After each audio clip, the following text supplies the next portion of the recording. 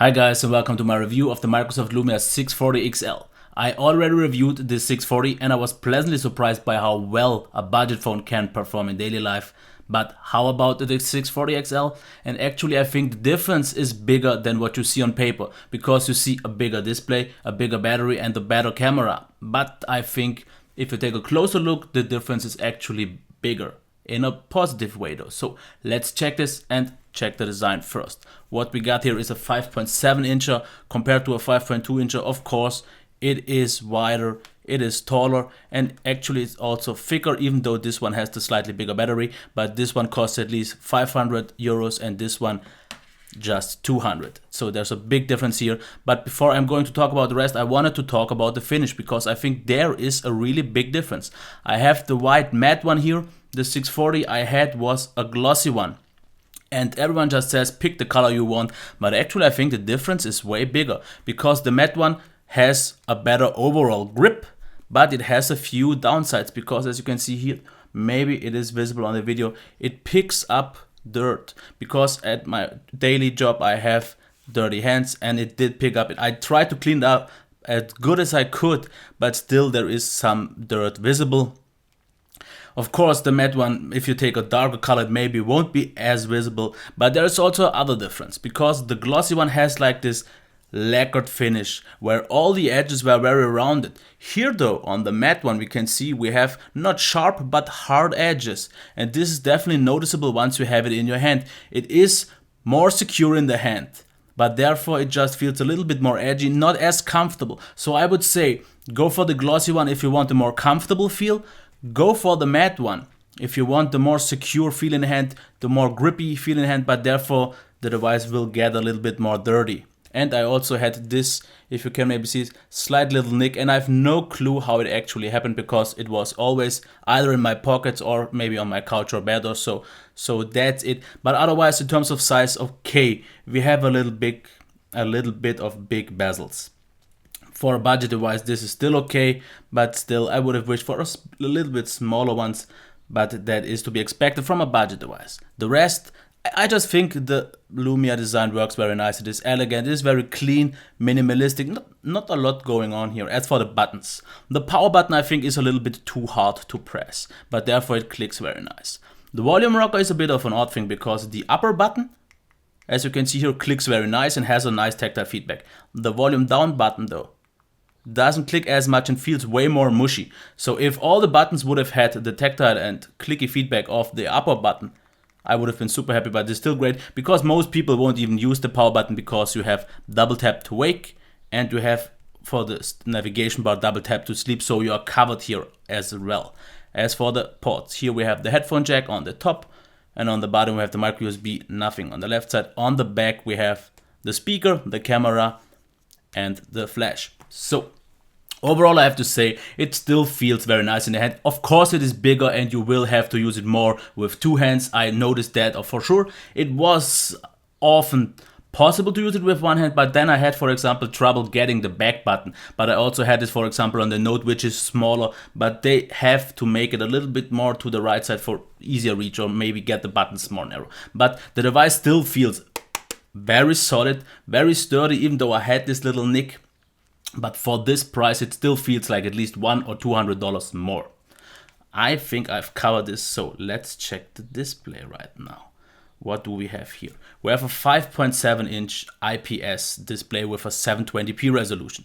I still think for a Windows device it does hold up very nice in terms of resolution, because everything is still readable. Windows does a really good job in handling fonts, so nothing looks really blurry. In a zoomed out view in a browser, of course it will be noticeable still, but it is still not that bad. The other thing I like a lot here on this device is the maximum brightness. That one is very impressive. Let's check, where is it here.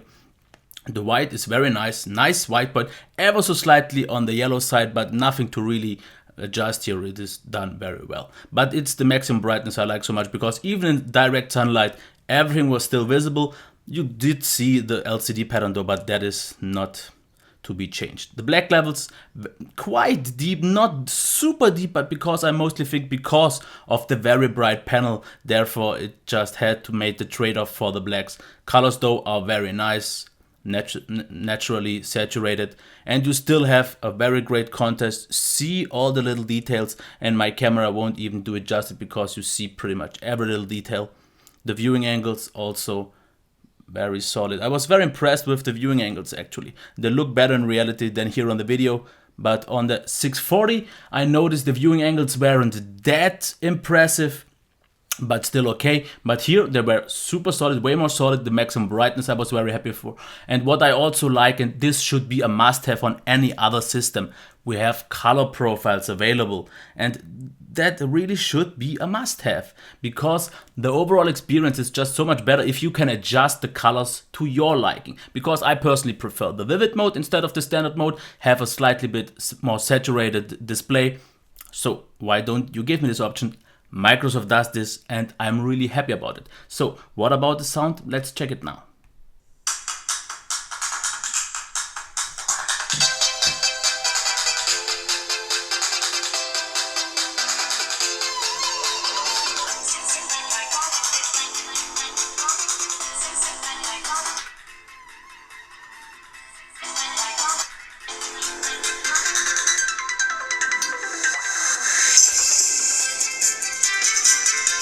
I think it is pretty obvious, backfiring speakers, so not the best experience for sure.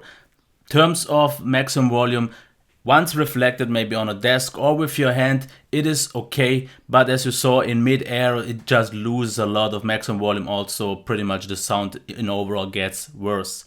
But otherwise I'm still thinking the sound isn't the best. It is a little bit better than on the 640, it is a little bit louder, it is a little bit richer, but it's still quite flat. The good thing though is you have, and that is same as on the display part already, a really nice thing, you have an equalizer that works system-wide, so you can adjust the sound, you can boost the bass a little bit, the highs or something like that. It won't make a huge ton of a difference, but it is so nice to have that option, and if you use the headphones then you will appreciate it even more.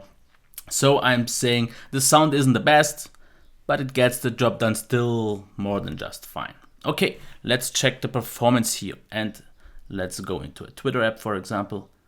It will resume. That is just a habit of the 1 GB. I would wish for 2 GB, but as you can see here, super smooth, and I'm actually almost thinking it isn't really necessary to show that off, because it is a Windows phone device and they always run super smooth, as you can see here. And it is only pretty much due to 1 GB of RAM, the multitasking that is a little bit handicapped or limited, call it whatever you want. Otherwise the browser here works also fine as well.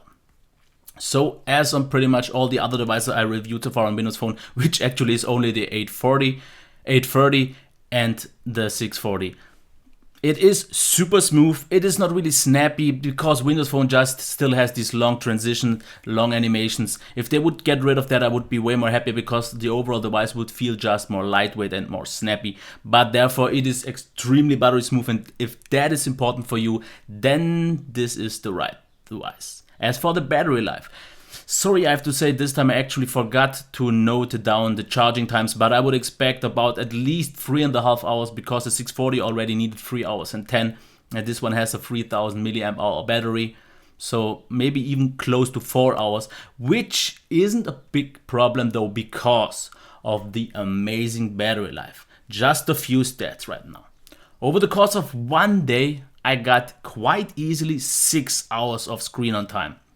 That was with heavy use, something I don't usually do. Over the course of 2 days, I got 5 hours of screen on time. That is impressive because even the best one I had so far was about at 4 hours on 2 days. And that's maybe one of the most impressive things. 3 full days of use and I managed to get slightly more than 4 hours of screen on time. Yes, and that with a brightness on the medium setting.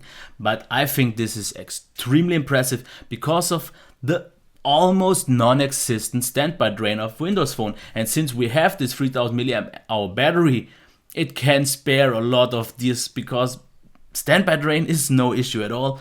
And I'm extremely impressed by the multi-day battery life because, okay, 6 hours on one day isn't super impressive, but 5 hours over 2 days and 4 over 3 days. And you can even get better results if you lower the brightness or use auto brightness. But As for right now, from all the devices I've tested, this is the beast in terms of battery. Can't be topped. As for the software, yeah, there is not really that much to show. We have still Windows 8. I can't wait for Windows 10 actually. But you see pretty much it is still a little bit cluttered. You can jump between those now, which you couldn't do before. But otherwise, you get pretty much all the apps you would need. And like I said, what I really like on Windows phones, color profiles, sound profiles. Otherwise, in terms of apps, I get pretty much all I need right now, maybe except of some Google services, but we all know who's to blame for that. But I'm almost not really that interested in Windows 8 anymore because Windows 10 is so close. And I can't wait to get my hands on a Windows 10 device. Okay, I could just flash it here, but it's the preview and I did it and it just doesn't perform yet that well. But I think once Windows 10 will be there and the universal apps, then the software could be even so much better. Okay, let's get to the camera right now, and I will just check them on my iPad so we see the same pictures. Okay, the first picture here, it is done very nicely, but as you can see, the reds are oversaturated and just overexposed. So it didn't do the best job in terms of the reds, but therefore the rest of the colors and the sharpness overall is very nicely done. Here, once again, it did get the job a little bit better done, but still the reds are overblown. Here, once again, same picture as well. Here, for example, the pink got done very nice. I would maybe wish for slightly sharper overall images, but here's the one thing I have to actually mention. This, for me, the camera on the 640 XL is already a flagship camera. So if I will complain during this camera review right now, I'm already complaining on a flagship level. So don't forget that, because it wouldn't be fair to compare this with a budget phone camera because the camera is so much better. Here for this next picture you can see it did it very well, but the red already got overblown. Here overexposed, but it is okay. Here though, everything's balanced out very nicely. The colors look very accurate, very sharp. Here once again, same thing, nothing to complain, really well done. Here once again as well, the whole picture is really nicely done in focus, very sharp, accurate colors, nice and vivid, and I really like how accurate those colors actually are, not getting overblown, because some of the pictures maybe don't look as spectacular as they do, for example, on Galaxy S6, but they look way more accurate. But then once again, we also get some pictures sometimes that look like this one, or maybe this one where it just doesn't work properly. But I notice whenever I do these two shots, every camera for some reason fails. I'm not sure why. But we also get then pictures like this one where I think the leaf has so much detail and it is really impressive how well it is done. Same for this picture here as well, just nicely done. Here on this picture, I would wish for a little bit more sharpness because it is quite done nicely in terms of focus, but just not perfect. Here is one thing I'm a bit oddly surprised because the top of the flower isn't in focus where the smaller parts on the bottom are.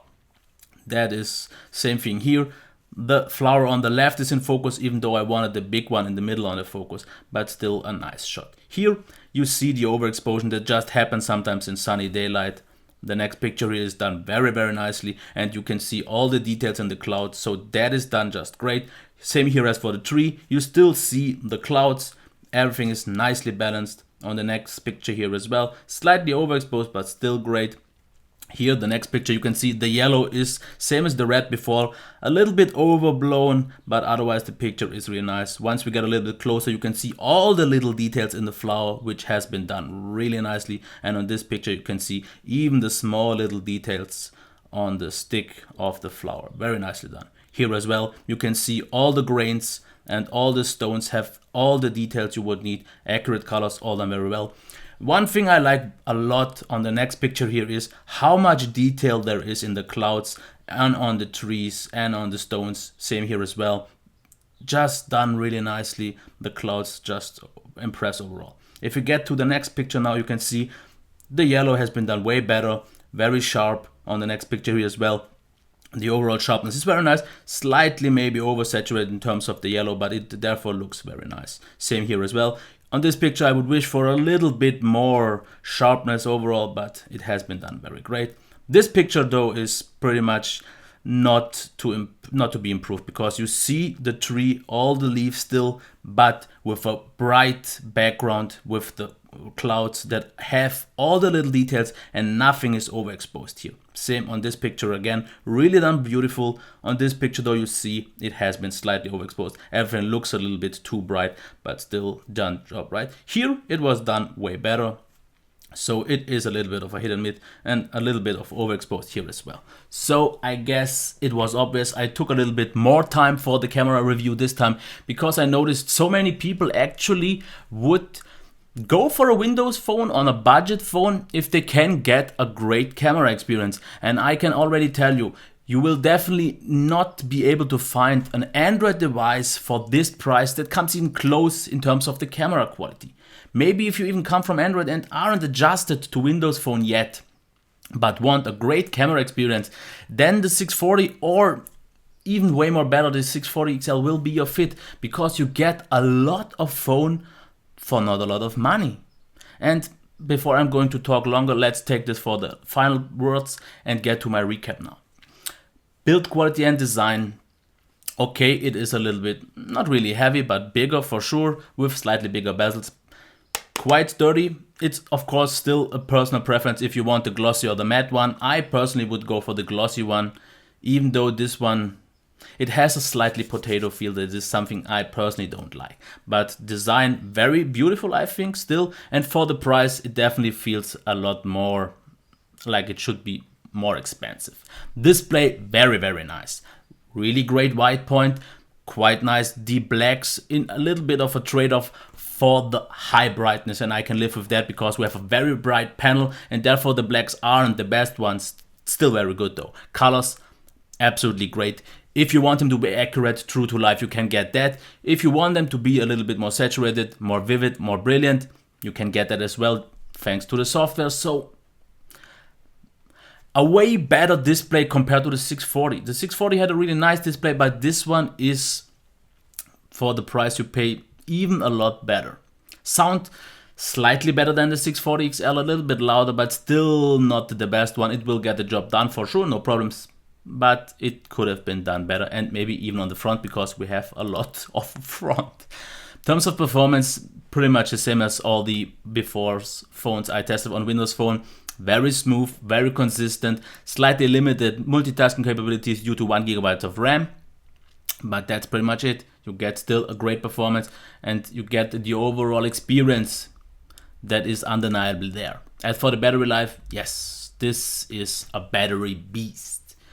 If you don't use your phone on one day that much, you can get, I think pretty sure, 3 or 4 days of use out of it with no problems. If you use it with moderate use, I don't see even 2 days as a problem. And to kill it on one day, you have to be a hardcore user. So the battery, definitely the highlight, and maybe the second highlight then already would be the camera. And I'm not really talking a lot about the software here because Windows 8, latest updates, everything works well, solid, stable. You get all the apps you would need, except of a few exceptions. But let's talk about the camera. The camera is top notch. It could have been maybe be a little bit sharper sometimes. Sometimes also some things weren't quite in focus. I didn't show this on the video part, but when I wanted to focus something in the middle of the screen, it sometimes did focus actually something outside of the center, but no really big issue. But yeah, you get a lot of phone here, and that's why I wanted to go to my final words. Is it recommendable? Oh yes it is, because for $200, and I even saw this one already for $170, it is extremely impressive what you get for the amount of money. You get a solid device with a great display, okay sound, the same performance as you get on any other Windows phone, but therefore you get this incredibly long-lasting battery with the amazing camera. If you will be find a better complete package for this price, I highly doubt it. Of course it is bigger, but I also know a lot of people have been waiting for a big, affordable budget device that performs overall just amazing, and I think they got this with this device here. So I'm not really sure what else to say. If you have any questions, leave them in the comments. Please rate, subscribe and comment. Until next time, bye.